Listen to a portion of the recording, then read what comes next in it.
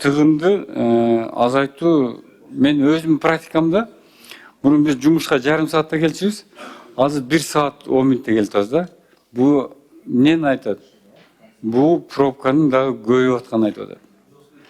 Да, жолдун келаткан эмеси. Алдык пландар бар, мына 5 жылдык план, ушу биз ушу 5 жылда ушунча пайызга азаят деп. Бишкекте күнүнө канча автоунаалар мына эртең менен башка канча бар? Ошот болсо мен жооп беремчи.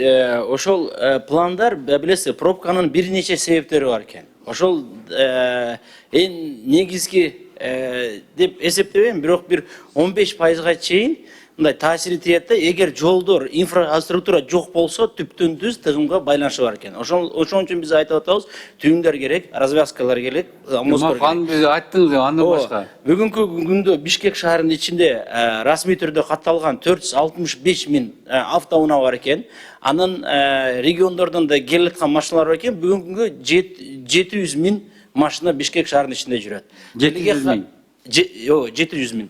Тилге каршы баарыңарга маалым болгондой, Политехнический университетинин да изилдөөлөрү бар. Бишкек шаары бүгүнкү эң көп 350 машинага ылайыкталган да.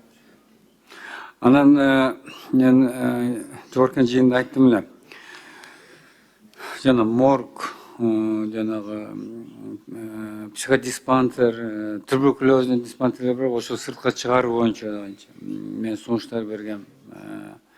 Анын больницалардын да шаардын сыртына чыгаруу боюнча да. Эми ал дагы бир кандайдыр бир ушу тыгындарды азайтууга бир кандайдыр бир шарт болобу, азаябы деген ошончо мен өзүм сунуштарымды бергем да.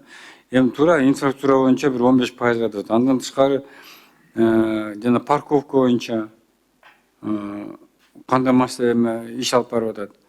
Анан жанагы мурун болсо көп кабаттуу үйлөрдүн алдында, подъездин жанында автомобилдерди койсо, азыр чоң көчөлөрдүн же сол тарабына, же оң тарабына бир көчөдөн көчөгө чейин автоунааларды как стоянка кылып аскан. Ал боюнча эч кандай иш алып барган жок.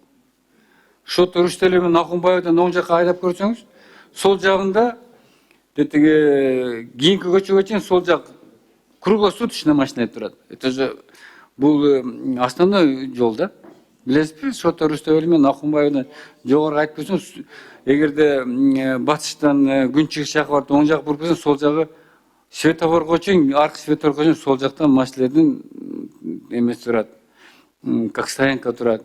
Андан тышкары бүт эле үйлөрдүн алдында эгерде жанагы эме скорый помощь, тез жардам автоунаасына кире албайт. Ал боюнча кандай иш алып барып атасыңар? Парковка маселесин туура айтасыз. Былтыр биз бир проектти ашырдык. Бул көп кабаттуу парковка 246 машинага, бул Орто Сай базарынын жанында. Азыркы учурда 3 көп кабаттуу парковканы салып атабыз биз. Ошол жумушту дагы күчөтөбүз. Анткени туура машиналар көп, парковка койгонго жер жок. Ошол себептен бир эле чечүү жолу бар экен. Бул эл көп баскан жерде көп кабаттуу парковкалар салыныш керек.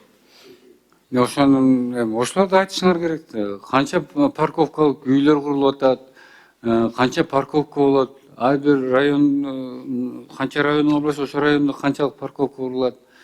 Эми негизи бул жерде тыгындарды азайтуу боюнча деген токтомдун аткарылышы боюнча бир кандайдыр бир мындай көрүнүктүү маселеди ачыңар керек да. Анын жанагы жаңы үйлөрдү курулган Кремлевскийден кетип барып, оң жакка кетип баратканда бир тараптуу болуп көнүп калышкан, эки жактан келгисе машина өтө албайт. Жолдон бери келатканда болуптур мурунку Белинский монастырь жерде. Ал жерде жолдо машина турат, калган жолдордун четтерине бүт эле машиналар турат. Жана коопсуздук деп айттыңар, жанагы шаар боюнча дагы эмдерде жаңы айыппулдар салынып атат. Ал боюнча дагы мен колдойм, ошолорду күчөтүш керек. Анан экинчи маселе мына транспорттун коопсуздук кыймылы деп. Жана көргөзүп атканда акыркы эмесинде велосипедди тартылган тротуарлар жол. Мага бир акыркы мен суроом ошону. Жана самокат деп атпайбы? Ошо менен катышуунда канча авария болду? Ушул бир кварталда, бир жылда. Коопсуздук ички иштер министринин орун басары турат бу жерде. Ошо боюнча ошо жана самокат деп атпайбы? Ошо менен катышуунда канча авария болду дейм да. Карап жооп бересизби? Мурат Уталбек Атмаматович, мопед скуттер менен катышкан жол кыргыздар боюнча жалпысынан катталганы 114 кылмыш катталган. Бул былтыркыга азайып атат, но все равно баягы ошондой учурлар катталууда азыркы кезде.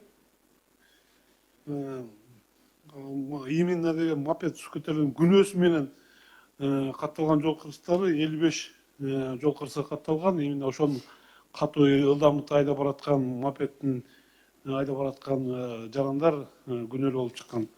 Ошол себептен азыр өзүнүн сунуштарын берип жатабыз. Өзүңүз билесиздер, ошол ылдамдыкты катуу айдап бараткан ылдамдыкты азайтуу боюнча биз өзүбүздүн сунуштарды берип жатабыз. Жакында ограничение ошо коюлат, мынча ылдамдыктан ашпас керек депчи.